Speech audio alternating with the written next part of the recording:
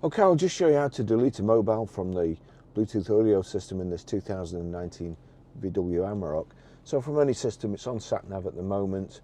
What we need to do, we can either go into telephone here, or we can go into menu and settings. I'll just show you. We'll click on phone.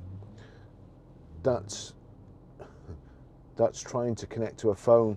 There's nobody in here with that phone, so we go to settings, select mobile phone and Bluetooth. We go to Bluetooth.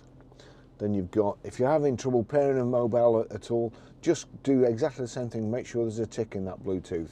Now we want to go down this visibility, name, paired devices and find devices. We want, and also if you're having trouble playing audio, streaming music, make sure there's a tick there in Bluetooth audio. But we want paired devices, so we click paired devices, and you'll see here, here's all the previous phones that have been connected in this family. So we'll just go through them. There's a bin at the side. That's how you delete them individually, or you can delete all. So just the bin there, delete, that deletes one, or delete all.